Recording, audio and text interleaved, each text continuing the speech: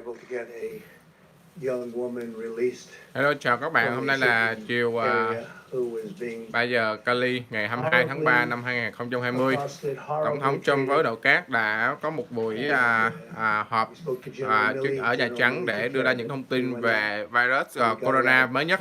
Mời các bạn đón nghe. We'll report further on that one, but that was rough stuff. I want to thank General Milley. I want to thank all of the people that were involved and the people that went in to get her. I want to thank you very much. As we continue to marshal every resource at America's disposal in the fight against the Chinese virus, we're profoundly Tổng thống grateful Trung to our vẫn tiếp tục nation's nói state-of-the-art là leaders, về doctors, Chinese nurses, law virus, có nghĩa enforcement, là virus corona and từ first responders who are Trung Quốc. waging this battle on the ground. It is absolutely critical that Americans continue to follow the federal government's guidelines, so important, about social distancing. Tổng thống khuyên những người dân Mỹ là theo những cái hướng dẫn của chính phủ liên bang về giữ cái social distance, nó nghĩa là giữ khoảng cách khi đi ra ngoài đường. Senator Rand Paul, a friend of mine, he's been a great friend of mine. He's been always there when we needed him, when the country needed him.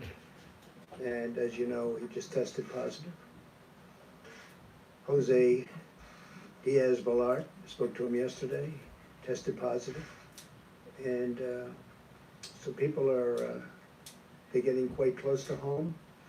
And it's a terrible thing that's going on. The hidden enemy, I call it the hidden enemy.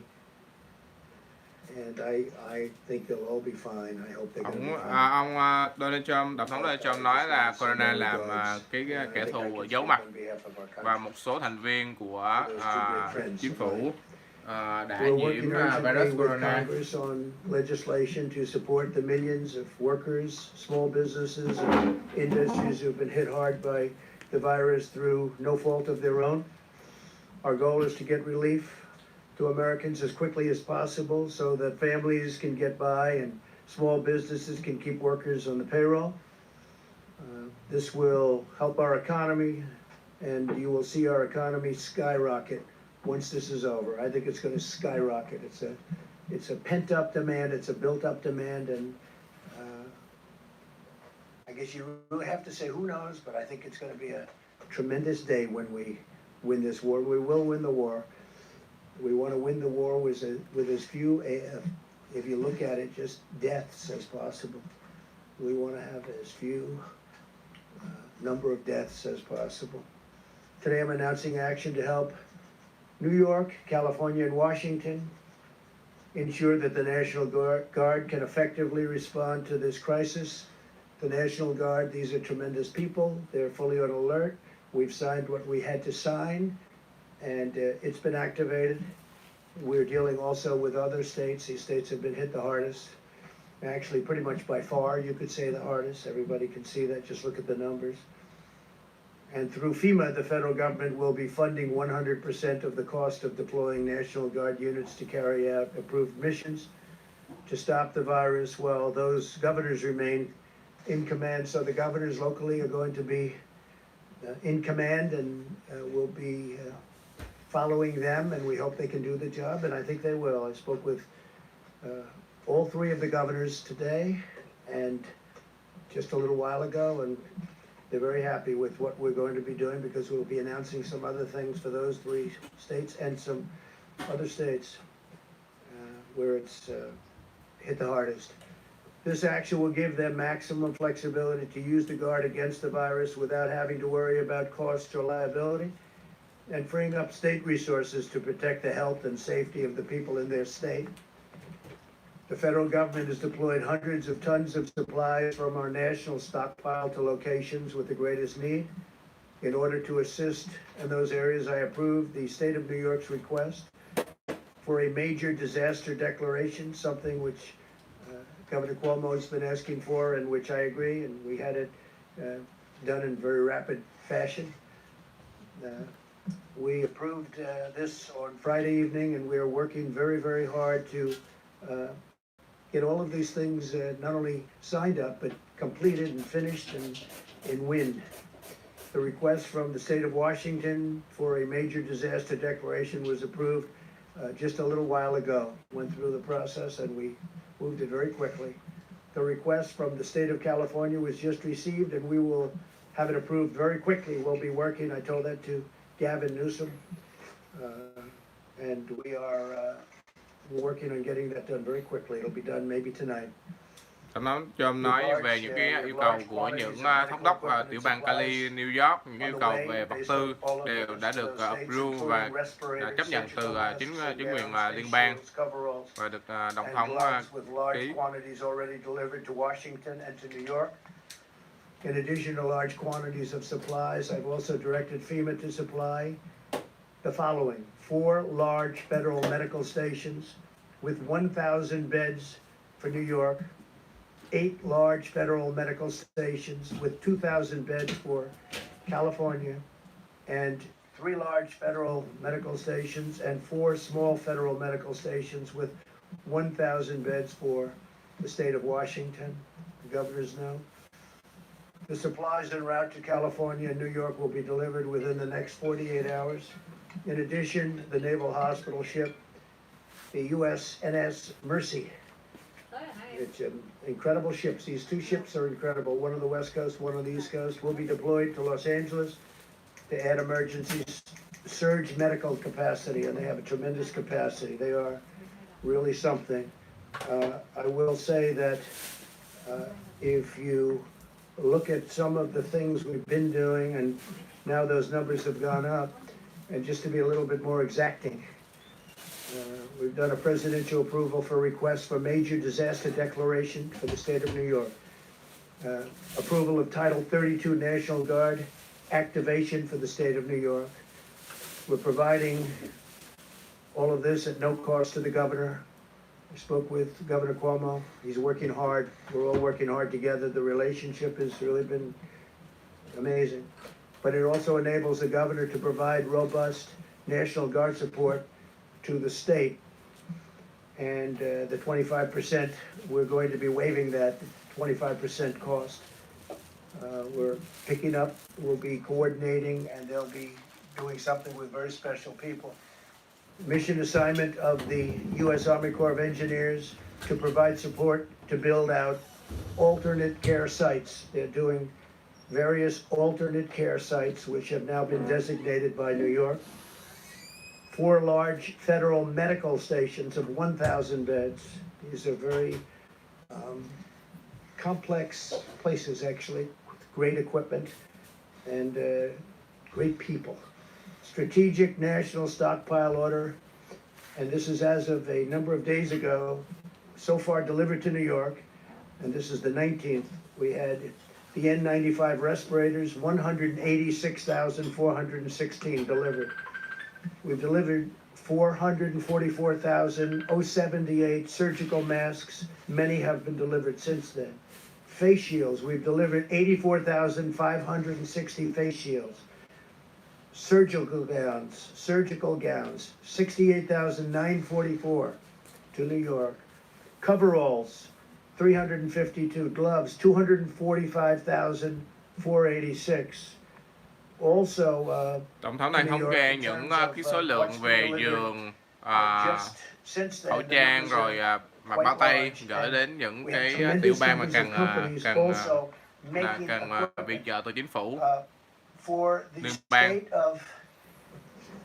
Washington, we've delivered 369,000 N95 respirators, 507,406 surgical masks.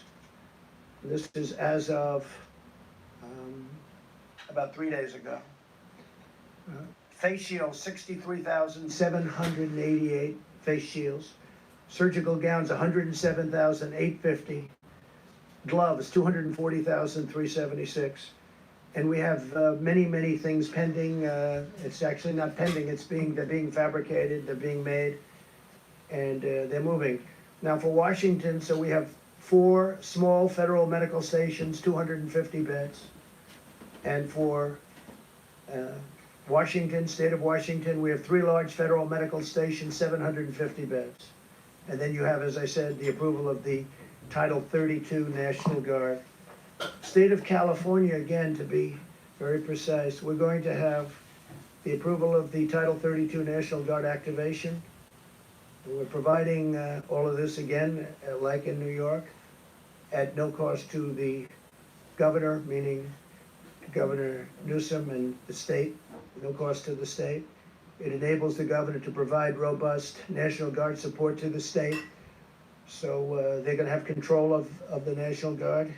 Federal government sending, these are incredible people that are being sent.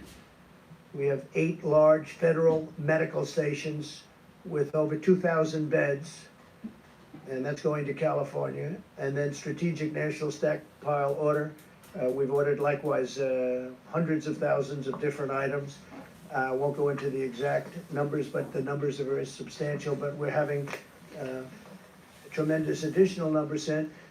And whatever the states can get, they should be getting. I say we're sort of a backup for the states. And some of the states are doing really well, and some don't do as well. The ones that don't do as well need more help. But these are 3 states that really do need help because they are hit very hard. And the outpouring from the private sector has also been extraordinary. I'm pleased to report that Honeywell, great company, has just announced it will immediately expand its personal protective equipment manufacturing operations in Rhode Island to produce millions of additional N95 masks. They're very hard to get. They're actually quite complex. For the U.S. government's strategic national stockpile, they'll be immediately then delivered to the various states. This expansion is already underway, and it's going to provide a lot of jobs for that state, probably around 500. The masks will be distributed by the government for the use of the health, safety, and emergency, and this for response workers, primarily for response workers. These are very high-end. This expansion is in addition to Honeywell's action to more than double production of its existing personal protective equipment manufacturing plants. They make a lot of different things, and they're doubling and tripling their production. They're going round the clock. Today I'm also announcing the launch of a new public-private consortium organized by the White House, the Department of Energy, and IBM to unleash the power of American supercomputing resources to fight the Chinese virus. The following leaders from private industries, academia, and government will be contributing, and they're going to be contributing a lot of different things, but primarily computing resources to help researchers discover new treatments and vaccines. They'll be working along with NIH and all of the people that are working on this. But tremendous help from IBM, Amazon, Google, Microsoft, MIT, Rensselaer Polytechnic Institute, the Department of Energy's National Labor Laboratories, the National Science Foundation, and NASA. They're all contributing to this effort, and they're fully in gear.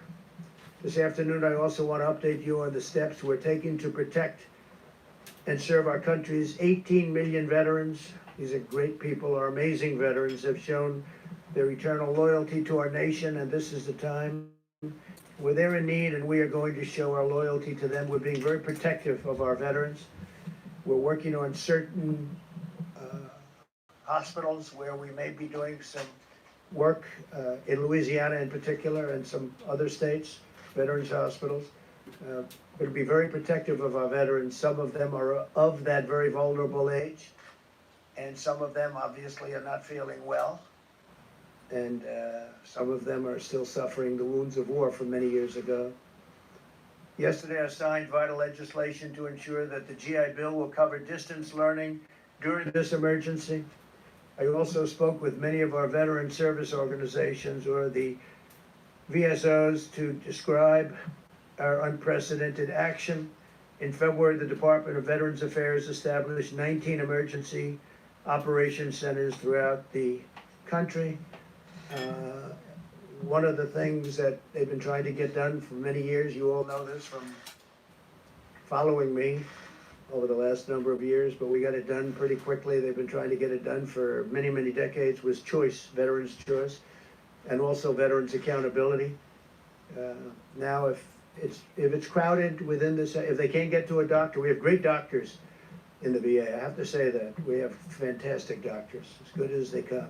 but it's hard to get to them because of what was bureaucracy, but no longer bureaucracy. We've done a lot of things in that case because of accountability, when people aren't doing their jobs, or if they're bad, or if they're sadistic, or if they steal, or anything bad happens, we're now allowed to fire them for, I signed that 1.5 years ago. For many years you weren't able to do that. So the VA is working, and I was just told by our great leader at the VA, Robert Wilkie, he said for the first time, we get the highest marks in the history, highest poll numbers in the history of the Veterans Administration. Came out a week ago that they're happy. And look, one of the reasons that happened, highest in history, one of the reasons that happened is because of Veterans' Choice. If they have to wait online, they go and see a private doctor, we pay the bill. And they get better. They don't have to wait 2 weeks and 3 weeks or 2 days, but they get better.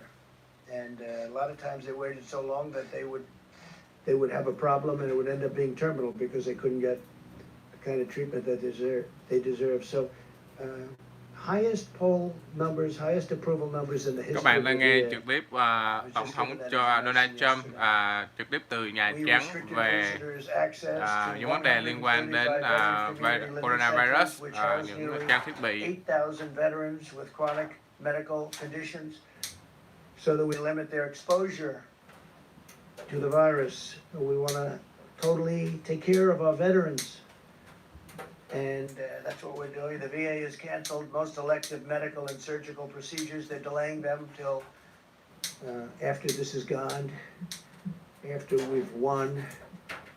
We began providing life-saving care to patients who had symptoms across the 171 VA medical centers nationwide. That's a big deal. Under my administration, the VA has also been a leader in expanding telehealth. Telehealth is becoming a bigger and bigger factor in medicine. This month, we have taken bold action to cut through the red tape and make telehealth available for millions more Americans during this crisis. They can speak to a doctor from the safety of their home rather than risk becoming infected or making a tremendously long trip, when frankly you'll speak to a great doctor right from your home. It's happening, telehealth. We're very much at the forefront of that too. We're very proud of it. And it also takes a big burden off our system. We continue to accelerate the development of safe and effective vaccines. We're also aggressively investigating a number of antiviral therapies and treatments to determine their potential in reducing the severity and duration of the symptoms. And you know how I feel, because how I feel is on Tuesday, they're going to be starting it on Tuesday morning. And we're going to have some medications delivered that we're going to see if they work. They certainly are effective in other ways, and they are safe from the standpoint is that they're not killing people. We're not going to have that. So a lot of great things have been happening in that regard. I just want to finish, and then we're going to ask a couple of people to say a few words that have been so much in the forefront of this incredible job that we've all been given. But I want to say that I know that this is a challenging time for all Americans. We're enduring a great national trial, and we will prove. Nó nói rằng đây là thời điểm khó khăn đối với toàn dân, toàn nước Mỹ. Defeat this horrible, invisible enemy. We're at war. In a true sense, we're at war. Tổng thống nói là chúng ta đang ở trong tình trạng chiến tranh chống lại kẻ thù giấu mặt. We are all joined together as one people, eternally linked by our shared national spirit. We love our country, the spirit of courage and love and patriotism. No American is alone as long as we are united, and we are united. We're very united. People are saying things now that không có người Mỹ nào đơn độc. Chúng ta sẽ đoàn kết lại để chống lại cái kẻ thù giấu mặt này. Really a unified America, united America, an America like we have it right now. For those worried and afraid, please know, as long as I am your president, you can feel confident that you have a leader who will always fight for you and I will not stop until we win. This will be a great victory. This is going to be a victory. And it's going to be a victory that, in my opinion, will happen much sooner than originally expected. Tôi It's là now tổng thống, attacking. lãnh đạo các bạn The để enemy is attacking. chống lại cái kẻ thù giấu mặt này và chúng ta sẽ chiến thắng. At this moment. 144, that's unthinkable. There's never been anything like this. And it's vicious. It is vicious. Some people recover well, and some people have a hard time. We all know that. But we will be totally victorious. We will then get our economy up to a level that it was, and in my opinion, beyond, because that will be a pent-up demand. There is a pent-up demand, and a lot of great things will happen. But I'm very proud of our country. I'm very proud. I'm very proud to be your president. Tôi rất là tự hào là tổng thống của các bạn. You're very special people. So thank you very much. And I'm going to ask, if I might, a combination of Pete. Why don't you start off? Okay, please. Thank you, Mr. President.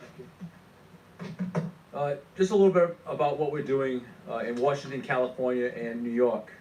We understand that the states of Washington, New York, and California are the areas seeing a steady increase in COVID-19 virus. New York và California là hai tiểu bang đang chịu ảnh hưởng nặng nề nhất của coronavirus. Washington State was also approved earlier today. California submitted their request, and the president will consider it immediately.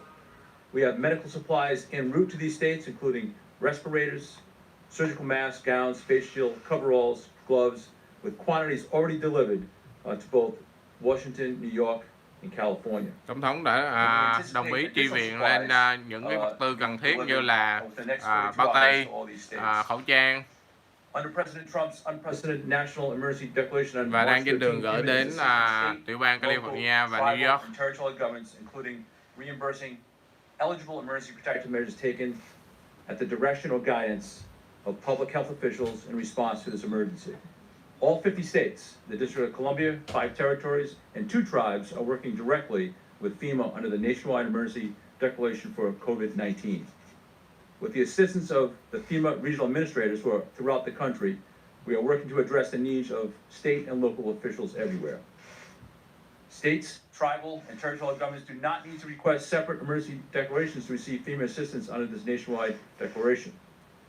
The emergency declaration does not authorize direct financial assistance available to individuals such as disaster unemployment assistance or other needs assistance at this time. Just a note on the USNS Mercy. Based on analysis of the potential needs for hospital beds on the West Coast, the decision was made that the USNS hospital ship Mercy would have the greatest impact in California. The Department of Defense has been given direction to dispatch it to Los Angeles immediately. DoD has advised that the Mercy can get into position within a week or less of today's order. Even though there are more cases right now in Washington, the projected needs for beds in California is 5 times more that of Washington. The Mercy will be used to take pressure off local hospitals, other medical needs, and not for treating COVID-19 cases. And finally, a little bit about the National Guard. The federal government continues to take aggressive action and proactive steps to address the COVID-19 threat as we attack the health and safety, or protect the health and safety of the American people. It remains our top priority. The National Guard is especially posted and equipped to assist federal, state, local agencies while serving the public. In response to this unprecedented nationwide thời điểm hiện tại thì ở số ca nhiễm ở Mỹ đã là 32.947 ca và đã 430 trường hợp tử vong rồi. The President's action provide the nation's governors continued command of the National Guard forces, enabling states to use additional resources to meet the missions necessary in the COVID-19 response. The National Guard is a viable and responsive avenue to provide a much-needed asset that is state-managed and federally supported. And I want to be clear, this Title 32 activation does not federalize National Guard members. The National Guard is still under the authority of each governor. They will work in concert with the Department of Defense. And we've had a lot of disinformation circling, and I want to make sure it is understood that this is not martial law. The Department of Defense by way of a mission assignment, will lead this task. And then finally, we continue to respond to hundreds of requests from governors across the country in filling all their critical needs. Thank you, sir. Thank you, Pete, very much.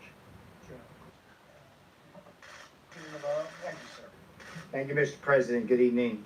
What I want to talk briefly about is the Defense Production Act. And to give you the overview here, using the full power of private enterprise and the full force of the federal government, my job at the White House is to make sure tactically, working with FEMA and HHS, the American people, particularly our healthcare professionals, get the gloves, the masks, and all of the personal protective equipment they need.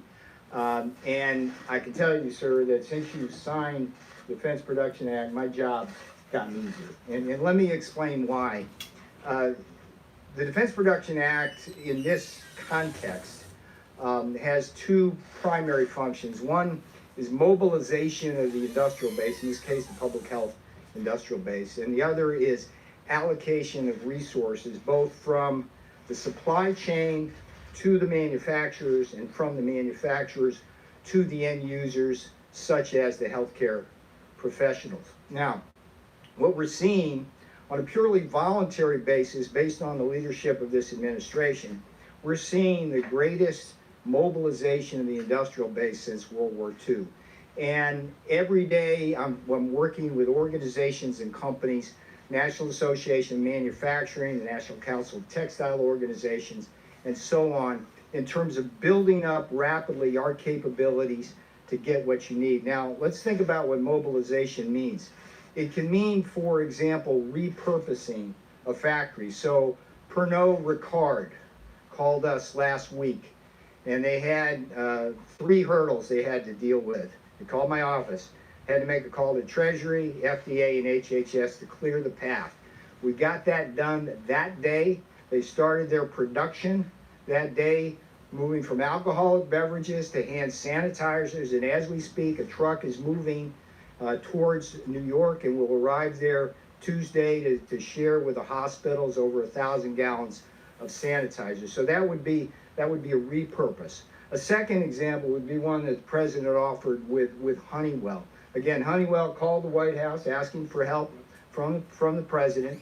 And what they said is, look, we want to do this new factory in Smithfield, Rhode Island. They called me on a Friday morning.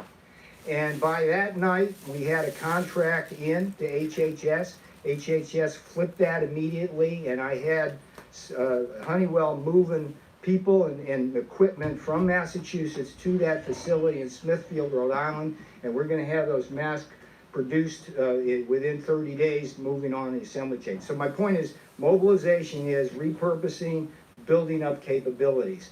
And the other portion is, of course, the allocation of resources. Now, what I can tell you so far is that the Defense Production Act, sir, has given me quiet leverage. When you have a strong leader, you can take a light hand initially.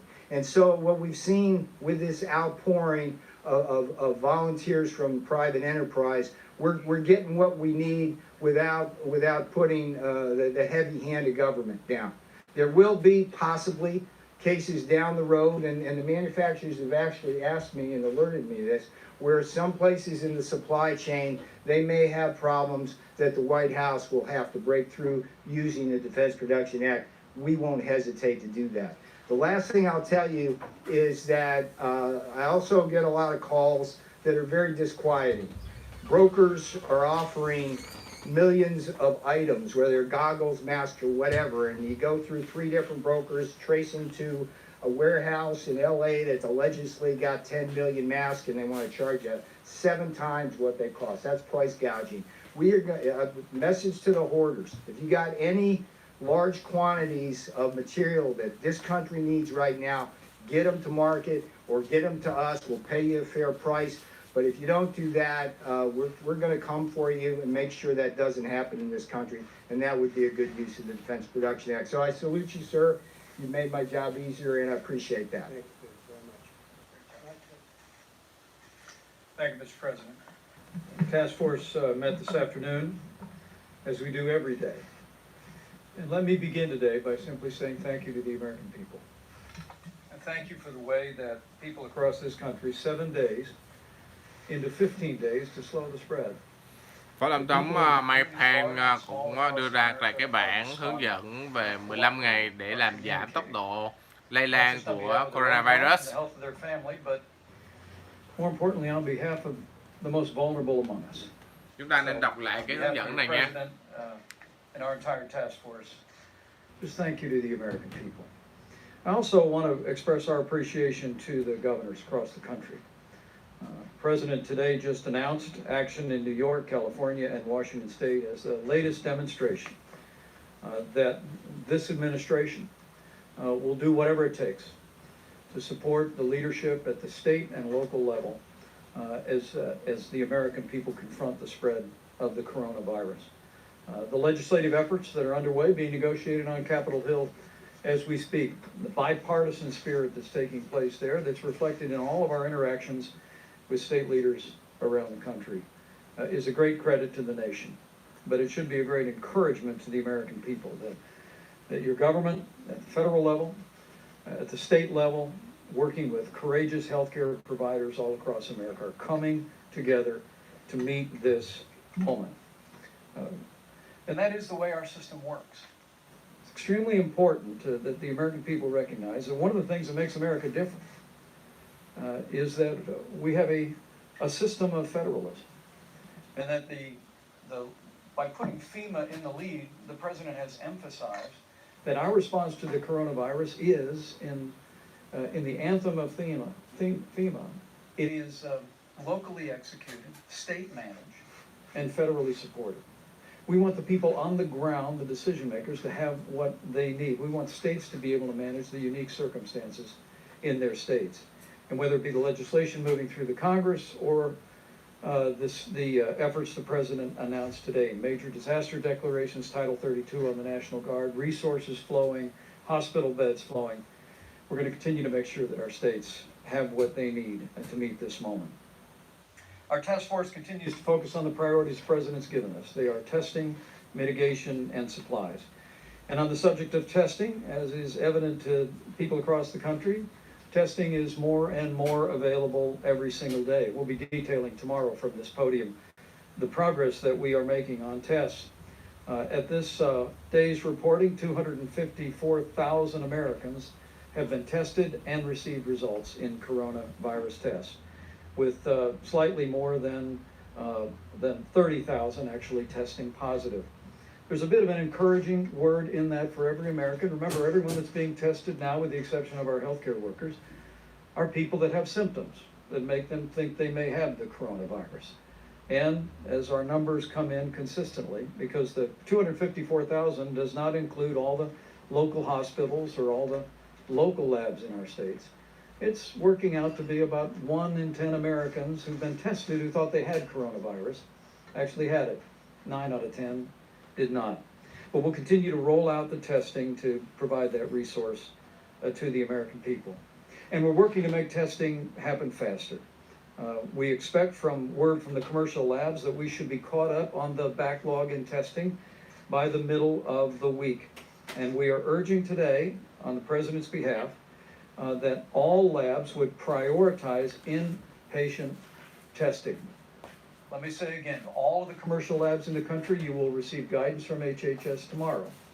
But on behalf of the President and the White House Coronavirus Task Force, we are urging all commercial labs to prioritize inpatient testing. We want people that have been checked into a hospital, that are being treated for what they suspect to be coronavirus, to receive those tests more quickly. Also, I'm pleased to report that yesterday the FDA approved an emergency authorization on a new test that should be in production by the end of March. It actually would be a coronavirus test, the results of which come back in 45 minutes. And we're also working, the FDA is working with manufacturers around the country to come up with even faster, more innovative tests. And as we told our governors in several calls this week, governors and state health officials should simply contact FEMA for the latest information on testing solutions. Let me also say, tomorrow when we gather at this podium, we'll be unveiling, with Dr. Bob Redfield in the lead, new guidance for people that work in law enforcement, first responders, people that work in what we call critical infrastructure in the country.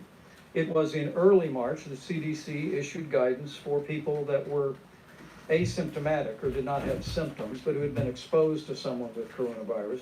We gave them guidance about being able to return to work wearing a mask for 14 days. And tomorrow, at this podium, CDC will unveil, in cooperation with the Department of Homeland Security, new guidance which will make it possible for people that have been exposed to return to work more quickly by wearing a mask for a certain period of time. Let me also amplify a point on behalf of the President and on behalf of the State Department about Americans abroad. You know, one of the reasons why the United States is in a different position today than portions of Europe are, and China and elsewhere, is because the President suspended all travel from China. He suspended travel from Europe and the UK and Ireland. But the State Department is working around the clock to assist Americans who may find themselves overseas. They're able to come home. There's no barrier to Americans coming back to American soil. They're screened when they come home through a series of airports. But we're aware that with flights being canceled, some Americans have found themselves unable to find a way home. And as the President said, we've been working very diligently through the State Department to make it possible. The commercial flights have been chartered. We're also working with the military for a backup on flights. At this point, the State Department has brought more than 3,000 Phó Americans Tổng back thống home. nói là sẽ cố gắng đưa ra những chuyến bay thương mại hoặc là quân đội để đưa tất cả những công dân Mỹ ở những vùng dịch như Trung Quốc, châu Âu để đưa chở công dân Mỹ trở lại nước Mỹ. At 1-888-407-4747. Or you could go online at step.state.gov. This will allow our embassies and consulates to gather important information about your situation and work to facilitate to bring you home. Let me say finally, as I began, let me close. As the chairman or the leader of this White House Coronavirus Task Force, we are 7 days into 15 days, and the American people are responding. Because as we speak about supplies, as we speak about testing, the most important thing every American can do is heed the guidance and the direction from your state and local officials, particularly in areas where we have widespread coronavirus infections. But for every American putting into practice these measures that the President alluded to at the very beginning of his remarks is a way that we can do this, America. We can lessen the magnitude of the coronavirus in our country with the cooperation, compassion, generosity, and prayers of the American people. We can slow Phó Tổng the thống nhấn mạnh spread. nữa là vấn đề We can protect tất the cả most người Mỹ vulnerable, chúng ta phải and we can heal our land. So theo let's theo hướng dẫn là 15 ngày là cách ly ở nhà để giảm tốc độ lây lan của coronavirus. Little things that will take some questions. Maybe you will have some, maybe you won't. It'll be a shock. You'll shock the American public. But I have to say on the testing, if this works out, and we think it might, the new test will be a very simple one, much easier than the existing test, which is quite complex and not a lot of fun to take. And this will be a game changer. But remember, we inherited a broken, obsolete system. It was good for a small number of people, but not good for the millions of people that we're talking about. And we've made this into a system that no matter where you go in the world, that's where they're going. That's what they want to do. That's how they're going to be doing it should something like this happen again. So our people have done a fantastic job, really a fantastic job. And I hope the new test works out. We'll know fairly soon, I think, Doctor. We're going to be knowing about that fairly soon. Hopefully it'll check out or test out. And we certainly are looking forward to that. That will be a very simple test by comparison. Won't be unpleasant at all. And one other thing, the ships. So we have the Mercy, and it's going to California, as you know. It's on the West Coast now. And you have a sister ship that's essentially a twin. They're incredible. I mean, they're incredible ships. I've seen it. I've seen one of them, and they are unbelievable what they can do and the capacity. Many operating rooms, you know, they're wartime ships. They're meant for war. many operating rooms, stainless steel. These rooms are as good as there is anywhere in the nation, actually. I spoke with Governor Cuomo, we had a great conversation today, a number of conversations actually. He's working very hard. And we are going to be bringing that ship, that's called the Comfort. So you have the Mercy and the Comfort. The Comfort's on the East Coast. And that ship will be coming over the next 3 or 4 weeks. It's being, it was in the middle of maintenance, and we are moving the maintenance very quickly, and we're also supplying the ship simultaneously. It's actually big supplies going into those ships, big. And that ship will be coming up here over the next few weeks, and we'll probably be putting it in New York Harbor. And we're making arrangements for that also, as to where it's going to be docked. So you have the Mercy and you have the Comfort, they'll be coming up. The Mercy will start very quickly. It'll be arriving in Los Angeles pretty soon. So we look forward to that. A question? ABC. Thank you. First of all, Senator Paul testing positive. When's the last time you had in-person contact with him? Gee, I think it was quite a while ago. But also, it's been a long time. On top of Senator Paul, now 4 senators are in isolation, and the rules say that in order to vote, they have to be there. Romney, Senator Lee, Senator Gardner, and Senator Rick Scott. Also, 2 of them were in contact with. Rick is going out. With the critical stimulus package vote expected. Romney's in isolation? Yes. Gee, that's too bad. Go ahead. Is that sarcasm there? No. Sir? No whatsoever. Do you think that Congress should consider changing the rules to allow them to vote remotely if it comes to this critical stimulus? I was thinking about it today, and I'm saying, you could have a lot of senators and a lot of House members. I spoke last night with a very good man who happens to be in the House, as you know, and he's just started, and he tested positive. So you could have a large number of people in there from Congress. You could have between House and Senate. You could have a large number, and I think it's something. Một số thành viên của Thượng viện như Thượng nghị sĩ Rand Paul đã nhiễm coronavirus, nên phóng viên từ ABC hỏi về vấn đề mà nếu những cái vote mà bầu cử online có được không? Thì Tổng thống nói đang cân nhắc về chuyện đó. With what's going on, nobody's ever seen anything like this. You could have a lot of people in there from Congress, and it would certainly be maybe there's a reason constitutionally, and it may be, but I would be totally in favor of it on a temporary basis. It does seem like negotiations still have a ways to go on the stimulus package. Are you concerned about the timing at all? Well, we have an interesting thing. We all want to get to the same place, but we're different. We want to, and I just wrote this down just a little while ago. We want to protect the worker very much. So do the Democrats.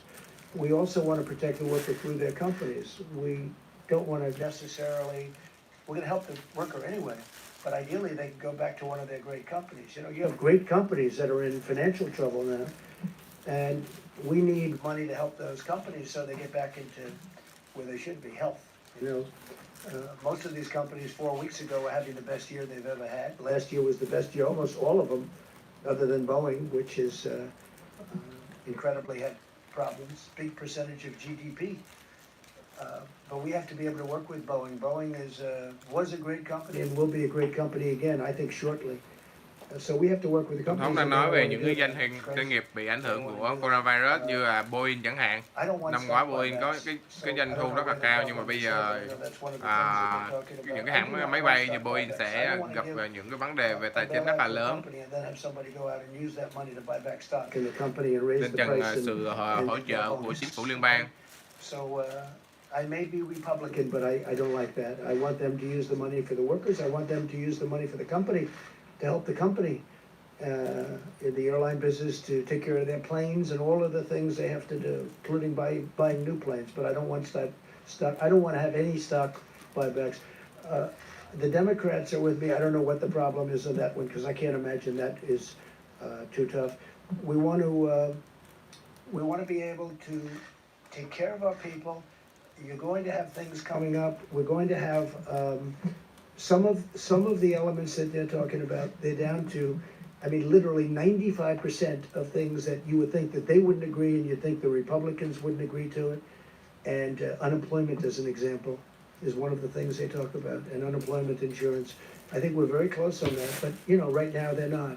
So right now they're not there. But I think that the Democrats want to get there, and I can tell you for a fact the Republicans want to get there. And I don't think anybody actually has a choice.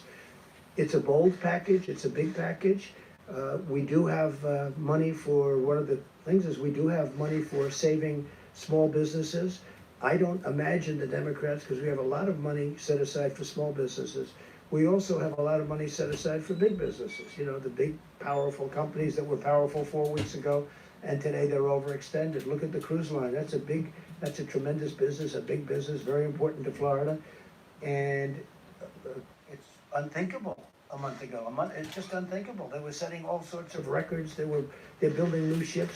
We can't let the cruise lines go out of business. I mean, that would be massive numbers of jobs for our country, and actually for the world, but for our country, it's a massive business, and it doesn't take much to keep them going. So we have to provide for that. But I think both the Democrats and the Republicans are agreed that we have to take care of our workers, and we're going to be doing that in numerous ways, including a substantial cash payment. Yeah, please. When it comes to the Defense Production Act, we know that governors across the country all day today were pleading with you to utilize the DPA, saying that they need it specifically for that allocation piece that you mentioned, Mr. Navarro.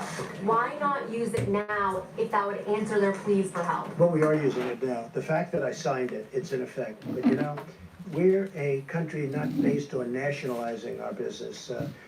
Call a person over in Venezuela, ask them how did nationalization of their businesses work out? Not too well. The concept of nationalizing our business is not a good concept, but I'll tell you why. As Peter said, we may have to use it someplace along the chain, but we're getting calls. Here's the beauty of it. If we go out and we want, let's say, masks, we don't know who to call on masks, but Hanes, who makes things of cotton, various elements, lots of things, it's a great company, they called us and they said, we're going to make millions of masks. We got a call today from 3M. There's a big article today, the head of 3M. They're going to make tremendous products, and they're more or less in that business. And if they're not, like for instance, General Motors spoke to us, Ford spoke to us about doing ventilators. The beauty is they're calling us. If you go the national route, nationalization route, we're going to tell a company to make a ventilator. They don't even know what a ventilator is. In the case of one company, they used to make them years ago, and they know how to make them.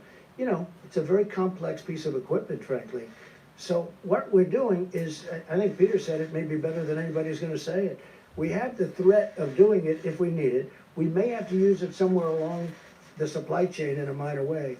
But we have millions of masks being done. We have respirators. We have ventilators. We have a lot of things happening right now. So just the threat of using it. But using it's actually a big deal. I mean, when this was announced, it sent tremors through our business community and through our country. Because basically, what are you doing? You're talking about, you're going to nationalize an industry, or you're going to nationalize, you're going to take away companies, you're going to tell companies what to do. The truth is, most people, nobody would know where to start. There are companies out there that you wouldn't think of that have called us that say, we can do ventilators, we used to do them years ago, and they can do them in large quantities. Other companies, if I call companies and say, you build ventilators, they don't even know what a ventilator is. So it's really working out very well. One of the reasons I read the numbers to you is because we've given vast numbers of just about everything. We've taken it out of our supply, and we're restocking our supply. But we're really backing up the governors. The governors have to go out and do their things, and you have a lot of governors, they've done a fantastic job. You have some that haven't. Usually it's the ones that complain that have the problems. But we've had a great relationship, as an example, with Governor Cuomo, with Governor Newsom. We've had a great relationship with the state of Washington. Those are three hotbeds. Now, we're also dealing with other states. As the Admiral said yesterday, we're dealing with all of the states, actually, in one form or another. Some are very affected in a very minor way, where you have 2 people or 3 people. And I don't even mean deaths, I mean literally cases. And that's different than New York, where you have, you know, tremendous, where everybody, I lived there for a long time, everybody's extremely close, tight, and you have a lot of cases in New York. You have a lot of cases in New York. And we're helping Governor Cuomo. We're helping Governor Newsom. Frankly, they've been total gentlemen. They want to get it done, and we want to get it done. But doing it the way we're doing it is much better. It's really much better. But in terms of, I'm asking about the supply chain, it's about allocation, not about manufacturing. So the companies, it's not But it about all comes from- nationalizing the yeah, I know, companies, you're it's right. about And the we- allocation. We coordinate with the states, and we are coordinated with the states, and for the most part, the coordination's been very good. Look, 3 days ago, I had a phone call with all the governors. I actually allowed the press to stay. They weren't supposed to stay. And one person in the media said, that was surprising. It's actually a little risky doing that, because we had Democrats and we had Republicans. And, you know, they're politicians, and they always have something to say. Well, I took a lot of calls, and we really didn't get one nasty or bad response. They were thanking us for the job we did. And I had the press standing, I don't know if you were there, I don't think so. I had the press standing there watching. They weren't supposed to be there, but I said, let them stand there. The governors were very complimentary, very, very complimentary. And I watched over the last few days Governor Cuomo, I watched Gavin Newsom in California, I watched both of them, and they've been, you know, very complimentary. And those are really the hotbeds. And so we want to keep that going. I'm very proud of this country, and I'm frankly very proud of a lot of the politicians that normally we're fighting with. We have different views on things, you know, a little different view. But we're going to get to the same place. We have different views, but we're going to get to the same place. Yeah, please. I wanted to ask if you're considering an executive order to free elderly, non-violent criminals from federal prisons? We have been... Phóng viên hỏi về cái việc cho những cái tù nhân ra khỏi tù để giải quyết cái vấn đề lây lan coronavirus trong tù.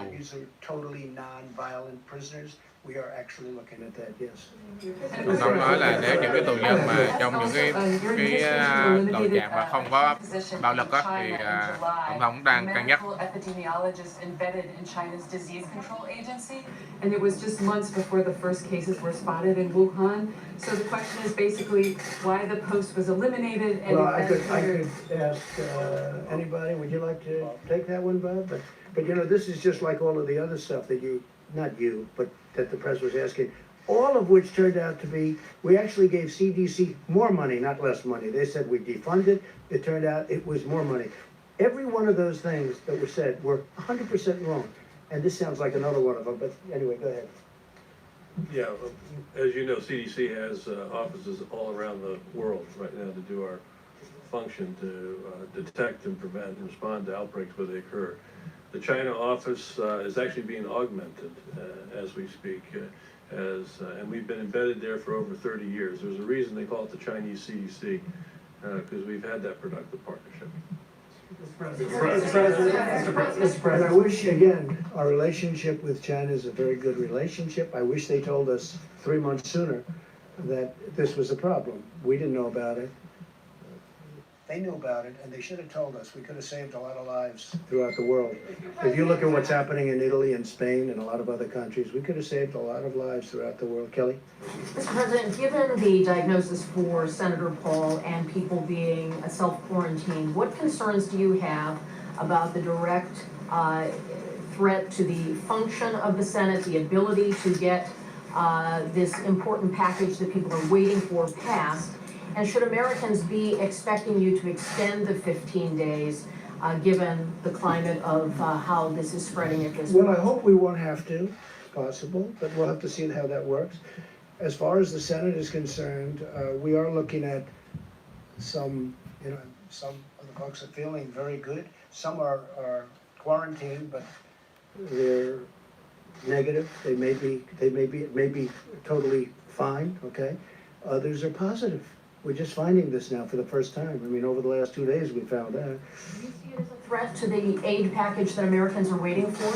No, I don't see any threats at all. Honestly, I don't see any threats at all. It'll all work out. It is a question, and a very good question, I thought, that we are considering. Now, I don't know if you can do it constitutionally, but we are considering letting people vote, senators, congressmen and women, vote from a separate location, from a outside, namely a hospital or a home, depending on where they are. So we are looking at that. It's a little trickier question than most people would believe, but we are looking at that very strongly. Mr. President, speaking of the Senate, I think Kelly was kind of alluding to it.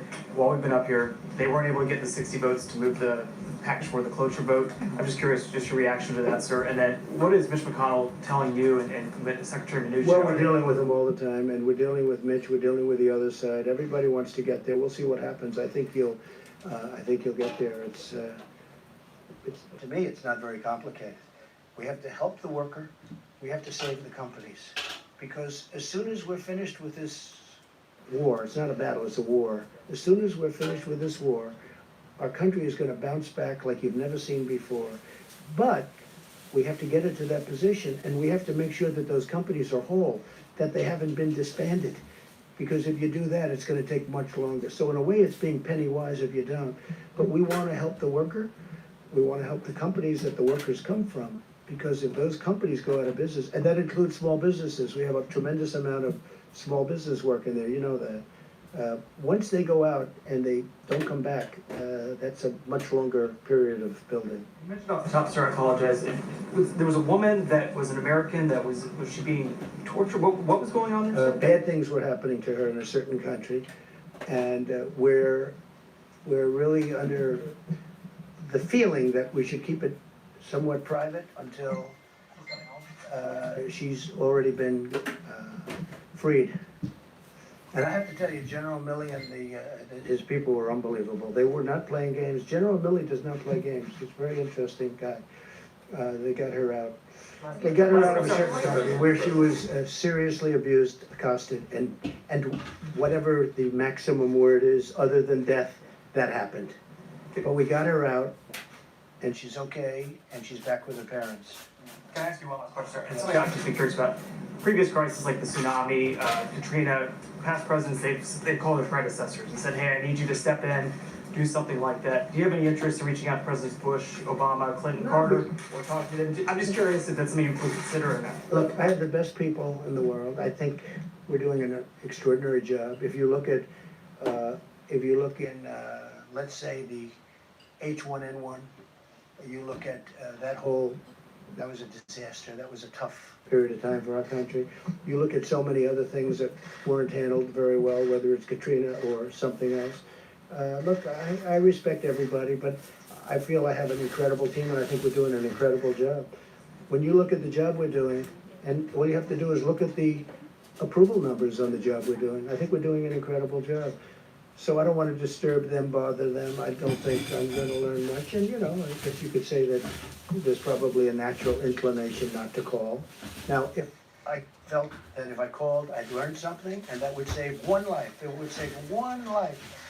Okay? I would make the call in 2 minutes, but I don't see that happening. Please. Can I ask you about the comments that a couple of your former aides have said today? Gary Cohn said, is it time to start discussing the need for a date when the economy can turn back on? Whereas Steve Bannon is saying, drop the hammer today on the virus, we're going to have to take the pain up front, we have to shut it all down. I saw both. What happens with the tension between the economic pain we're suffering and, of course, the virus itself and the casualty and deaths from that? I'm of the opinion we have to do great during this 14 days, during the 15-day period. We'll know at the end of 14 days, pretty much, we're going to have a pretty good idea how we're doing. I think you have to shut it down and you have to see, but, you know, there'll be a point at which we say, we're back in business, let's go.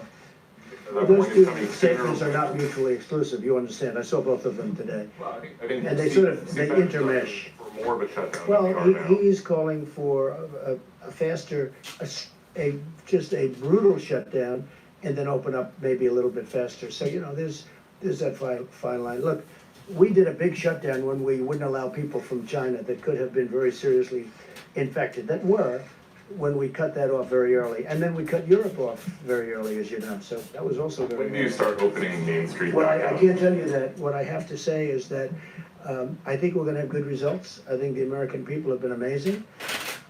I think our stimulus package will get done, and it will be a tremendous package. We're really not, I mean, they may not have gotten those votes, but they're very close to getting a deal done. So I'd be surprised if they didn't. And if they don't, I think, frankly, the American people will be very upset with the Democrats, because the Republicans are ready to approve a deal. So the only reason the deal couldn't get done is pure politics. Yes, please. Mr. President, despite your differences with New York City Mayor Bill de Blasio, he says that the city is going to run out of basic hospital supplies by April. How do you prevent New York City from becoming the next Italy? Well, he should have, you know, the hospital systems in various places. Some have been stocked and ready to go for nothing for this, nothing. This is beyond anything that anybody ever thought possible. I think you could really say this. Nobody can really doctor, nobody can really say, oh gee, this will happen. This is a very unique, and hopefully it will be unique for, you know, many, many centuries, you know, for a long time. Hopefully we don't see this again.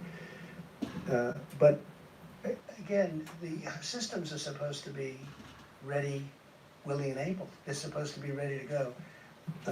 We are helping them a lot, and I have great love for New York City, and I have great love for New York State, and we're going to help them a lot. I mean, I was just saying, we're sending our ships up there. We're sending more than just this ship. We may be using, if we need, we'll be using some of the cruise ships that you've been reading about. We'll be using them also, because they're very immediate and very quick. They can be there very quickly. We have good docking systems in the places that we're talking about. So we may be using some of the cruise liners that we're talking about.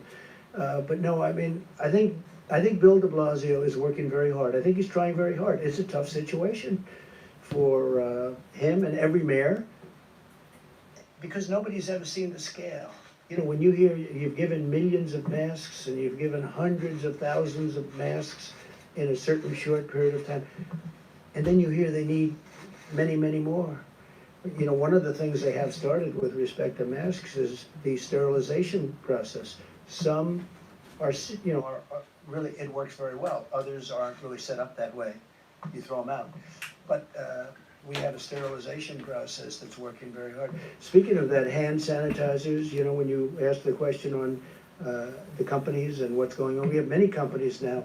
Companies that made whiskey, that made alcohol, they've now gone very quickly into the hand sanitizers, and all of, you know, you've been reading about 3 or 4 big companies. We're doing incredibly well on that. There was no way, if you took the existing companies, that something like that could happen. But it happens almost, they'll call Peter Navarro, or they'll call somebody. In one case, they called me. They said, we can do this, we can do that. We've had a lot of those calls where companies want to, there's a company in New Hampshire, a great company, they want to make ventilators. I never thought of them for ventilators, but they do make metal equipment and things out of metal. That'd be great, they'll make a great product. So Peter, I think you're seeing a lot of that. Yes, sir. Because we have to save some of these great companies. They can be great companies literally in a matter of weeks. We have to save them. Yeah, please.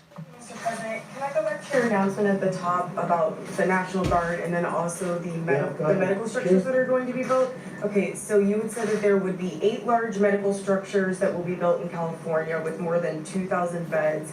And then I think I heard you say there would be 4 small medical structures in the state of Washington with 250 beds. And could you say what cities and areas those are going to be in specifically?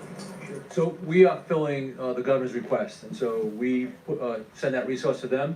They'll put it to best use. They'll put it to where they will have the most effect. So we don't dictate exactly where it goes. Again, it's a request from the state to the federal government for a certain asset, and those assets are sent to the governor can use it as he or she sees fit. And you're still considering, you just said that using the cruise ships as well. So if we need them. I hope we don't need them. I hope you're going to have great luck on Tuesday morning.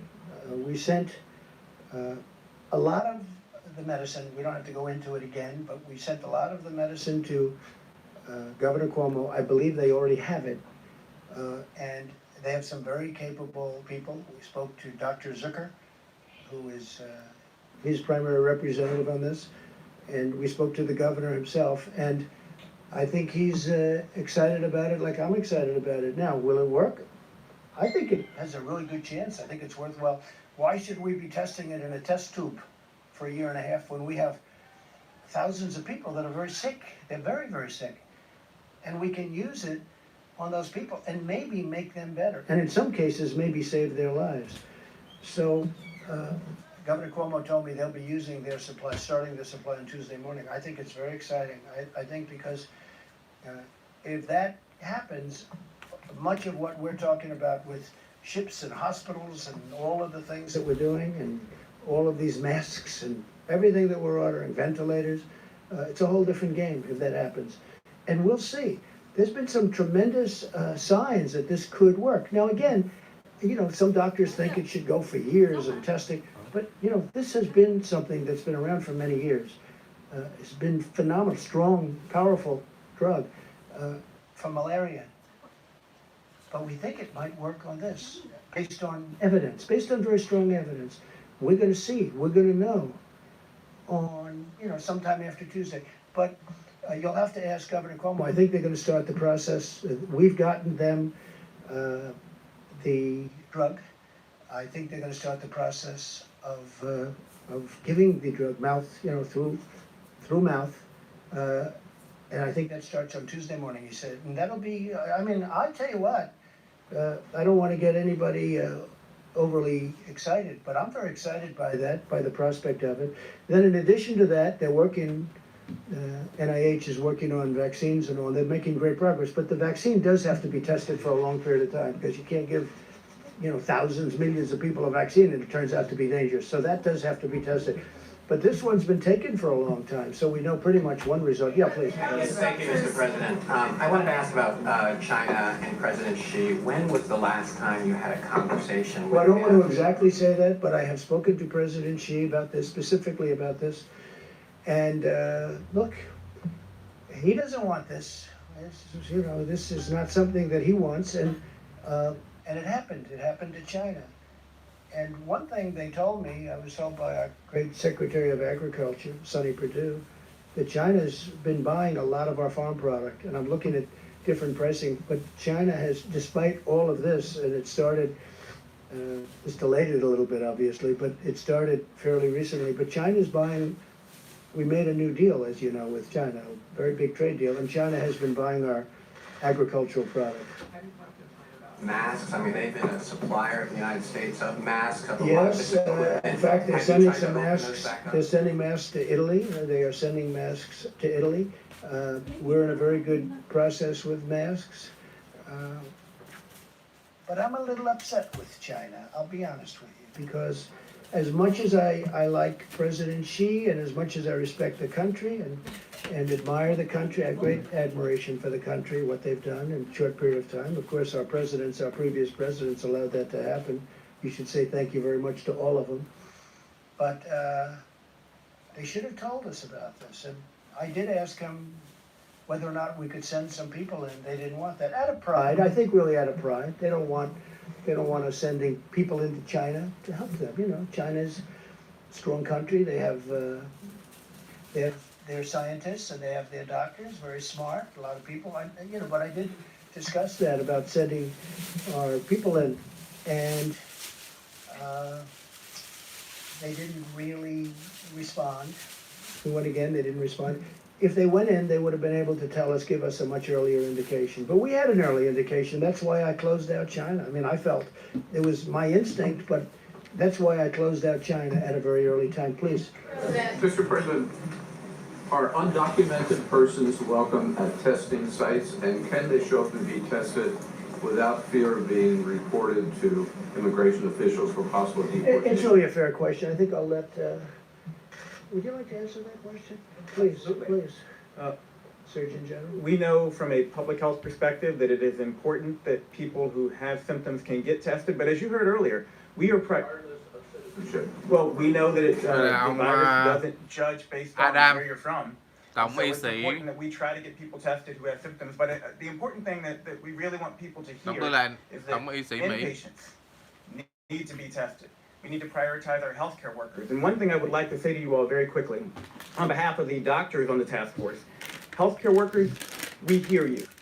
We hear you, and we absolutely are prioritizing your health and safety, making sure healthcare workers can get tested, inpatients can get tested, people at highest risk. But to answer your question, yes, we absolutely want to make sure people who have symptoms, who could be spreading it, can get tested. Sorry, question. Sir, General. Department of Homeland Security addressed that issue a few days ago. Customs and Border Protection actually issued guidance that absent certain circumstances, the Customs and Border Protection does not target emergency rooms or health clinics. And I would refer you to the website. They issued a very clear statement making it clear to any person that is in need of a test or medical care that Customs and Border Protection is not focusing on emergency rooms or health clinics or the drive-through clinics. So that they could come in without fear of. Yes, I'll answer that, and if that's not the policy, I'll make it the policy. And I was just saying, as Mike was saying, that the answer is yes, we will do those tests, because I think in that case it's important. I think that if you could say illegal alien, you could say illegal immigrant, you could say whatever you want to use your definition of what you're talking about. We're all talking about the same thing. Yes, we will test that person, because I think it's important that we test that person, and we don't want to send that person back into wherever we're going to be sending the person, whether it's another country or someplace else, because, you know, we're now bringing them right out of our country. But yeah, we will test those people, okay? Yeah, please. Sorry, Mr. Surgeon General, a question for, we were talking about this before the briefing. You know, a lot of folks, they're watching TV, they're reading up on this constantly. If you are not, you know, somebody who's got a pre-existing health condition, but you all of a sudden you go, you know, all of a sudden I just don't feel 100%. And then your mind just starts playing with you, right? You think, oh my God, you know, I coughed 3 hours ago, was that a first sign? When should those people really start to say, okay, maybe I need to call the doctor? Because you don't want to flood them, but a lot of people that are probably healthy right now are thinking, whoa, wait, that's all I'm hearing about, that's all I can think about. When should I either call a doctor or get tested? You need a test? Well, I hope not. I asked you before you came in and said you should check. You better not. The Vice President gave an important statistic this morning. Only 10% of the people who have symptoms who've been tested actually tested positive for coronavirus, meaning 9 out of 10 people who actually likely had symptoms do not have the coronavirus. So I want people to understand that so that they are reassured. I also want to direct people to a website we've been telling them about all the time, coronavirus.gov. Coronavirus.gov has information to walk you through the symptoms, fever, cough, shortness of breath, body aches, and what to do if you have symptoms or you're worried. The most important thing we can tell people is call your healthcare provider, talk to your healthcare provider. Information is at coronavirus.gov. Ông tổng y sĩ Adam nói là lên trang web của corona.government.gov để xem những cái chi tiết về nếu mà bạn có những cái triệu chứng bị nhiễm virus corona, rồi những bước cần làm trên trang web đó đều có hướng dẫn.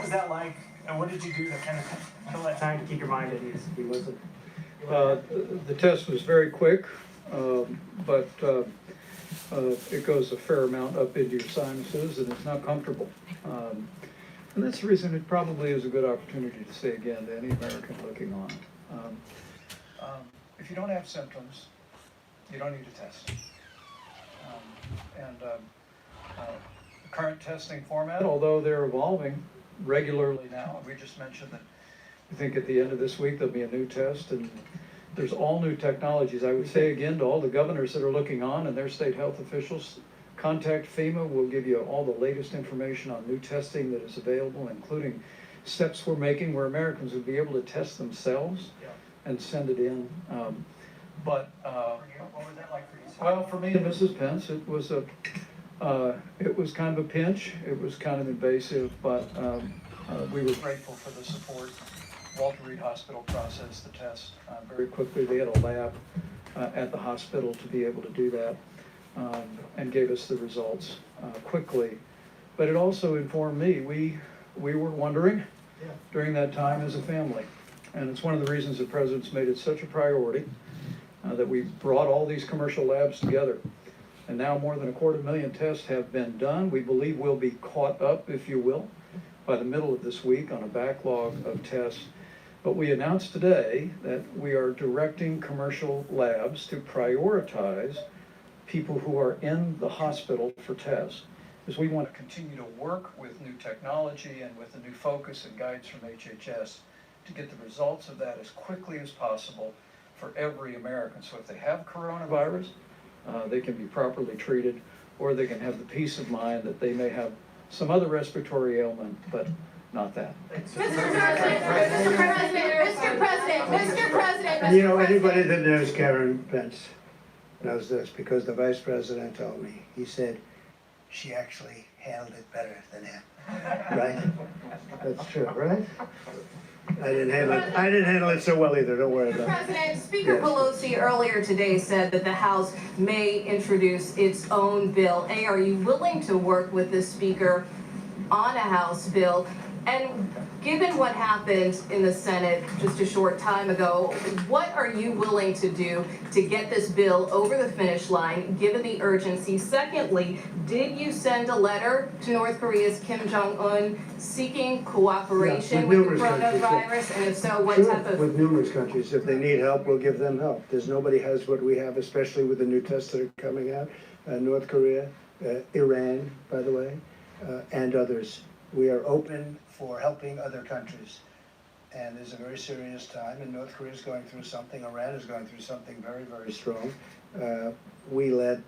Iran is really going through a very difficult period with respect to this, as you know. So I've put it's really a glad hand, it's all it is, to North Korea, to Iran, and to many other countries. Tổng nói những nước như mà là Bắc Triều Tiên, Iran mà cần giúp thì sau khi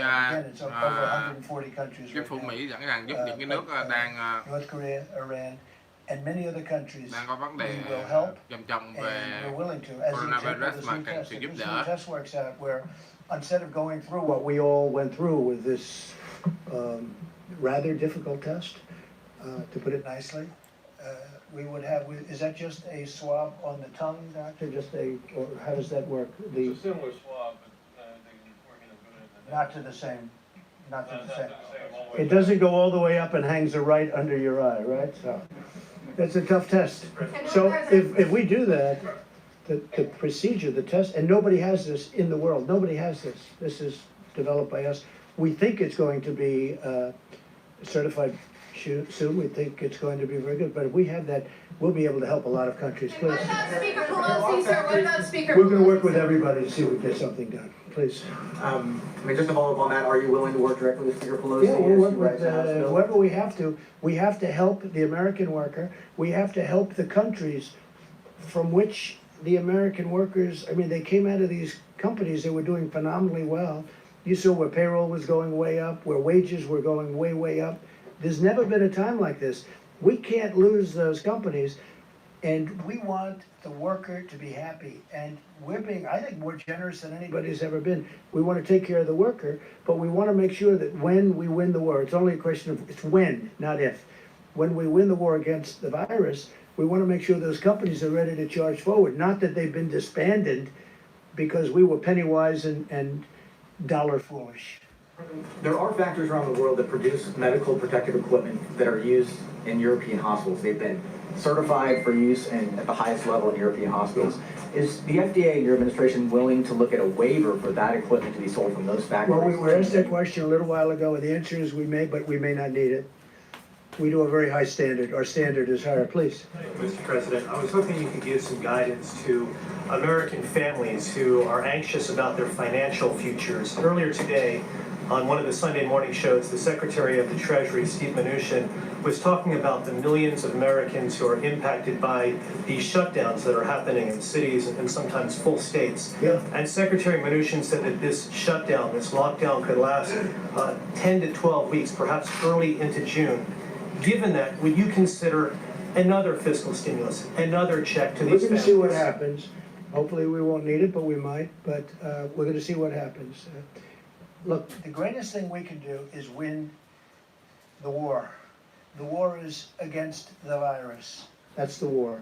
We do that, everything, I really believe everything's going to fall into place. It's going to be beautiful. I call it a pent-up demand. People are dying to go out to a restaurant. People are dying to go onto airplanes.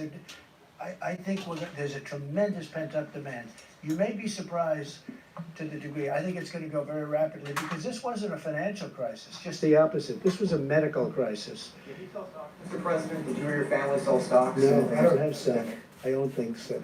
Make any alternates to investments in advance of this? No, I don't even think about it. You know, It's very interesting that you ask a question like that. You know, nasty question, and yet it deserves to be asked, I guess. What I've done by deciding to run, I knew this the first day. I said, if I win, it's going to cost a lot of money. It cost me billions of dollars to become president, to be president of the United States. In things that would normally be run at a certain thing, even people that don't like me because they think I'm too tough on the border. Now, some people love me for it, other people don't like me at all. You know, it's very funny. My wife, we were at a charity event in New York City. I had just announced that I was running, and we were at the Robin Hood Foundation at the convention center, which now we're going to be converting to hospitals for Governor Cuomo. Right? And I was walking in, and there was a smattering of boos and a smattering of cheers. I was getting both. And our very popular First Lady, she's turned out to be very popular. People have great respect for her. But a very popular First Lady said to me, that's strange. I've never heard anybody booing you. That was very early on, because I think I called for strong borders, or I called for something that other people don't like, you know. And I knew this would happen. I knew it was going to happen. But the fact that I ran, and I knew as soon as they announced, when I ran, I said, it's going to cost me a fortune. Not only in terms of actual costs. Look at my legal costs. You people, everybody is suing me. I'm being sued by people that I never even heard of. I'm being sued all over the place. And doing very well, but it's unfair. But I'll say this, in terms of running for president, and I don't think rich people, Michael Bloomberg spent now is determined almost $1 billion, and look what happened. I think it's very hard for rich people to run for office. It's far more costly.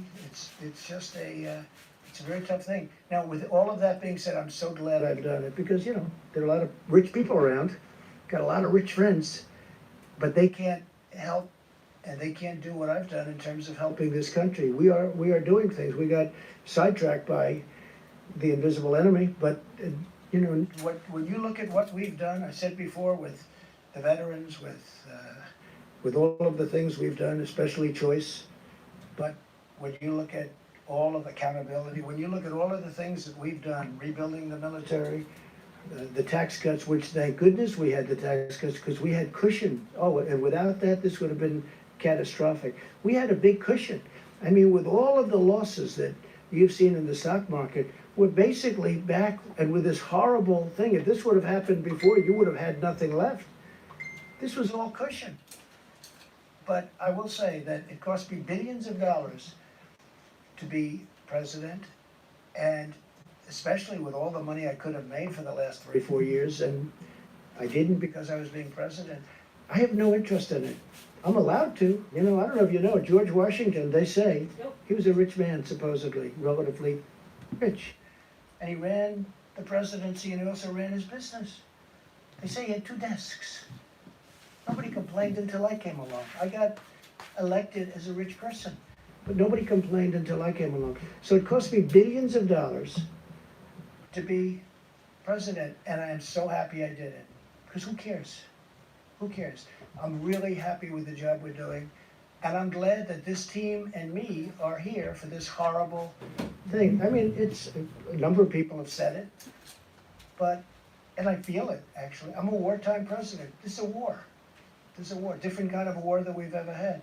And when you look at the economics of the war, in the past we used to stimulate to get people jobs. Now we're stimulating to protect people because we don't want them to work, because we want them to stay away from each other. We don't want them to gather, social gathering. So we're paying billions of dollars more than that, so that they don't gather. They don't, because we have to defeat this virus, and we will.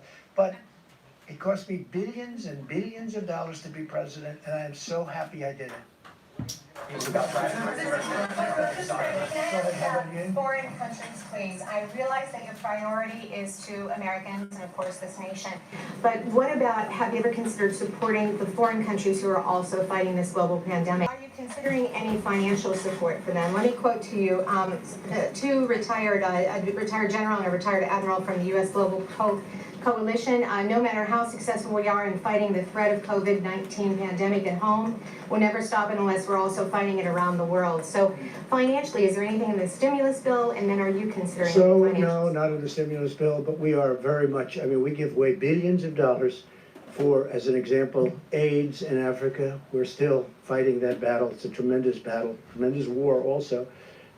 But we're fighting it here, as you know, in 10 years. Now it's 8 years because I started it. It should have been started before, long before I got here, because they had the answer even before. But we're fighting that battle. Will be AIDS-free in approximately 8 years. It looks like that is going to happen. We're spending a lot of money, but we're spending a lot of money with other countries. If you look at the aid that we give to other countries, we give billions and billions and billions of dollars to other countries. And a lot of times I say, you know, we could save a lot of money, we shouldn't. And then they come in, I say, what's it used for? It's used to fight malaria. It's in countries that are very poor. It's used to fight AIDS in Africa. It's used to fight many other things. And I don't think I've ever said no. I can't. It's just so terrible. Countries that we have really, we're not involved with them very much, other than there would be tremendous death. Tremendous death.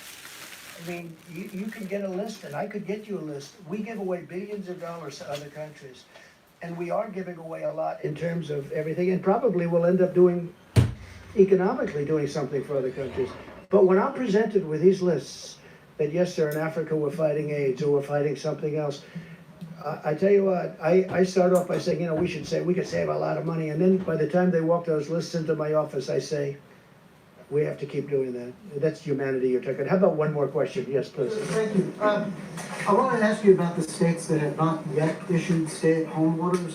So in Texas, for example, the hospitals have said that they expect to run out of beds by the end of April if the governor does not issue a stay-at-home order. Dallas County just announced an order. It's not. Well, states have to go. That's a great governor. You're talking about Greg Abbott in Texas, and he's a great governor, and he knows what he's doing. A lot of the areas that he's talking about, a lot of the counties he's talking about are not very strongly affected. You know, it's a very different kind of a place and a great place. But I have total confidence in Governor Greg Abbott. You're okay with the lack of uniformity? Yeah, sure, because every state is different. Every state's different. I mean, Idaho, West Virginia, Iowa, Nebraska are much different than New York, than California, Los Angeles as an example, or San Francisco. They're much different. I mean, it's much different. The hot spots right now are state of Washington, and probably number one by far right now is New York. That's a hot spot like no other hot spot. And California is a hot spot, but New York right now is the leader. There's no question. All right, final question. Thank you, sir. Your administration is backing a lawsuit to invalidate the Affordable Care Act. So given that people are losing their jobs now and need health care more than ever, would you consider rethinking your position on that? Well, that's a lawsuit coming out of Texas again. It was headed up by Texas.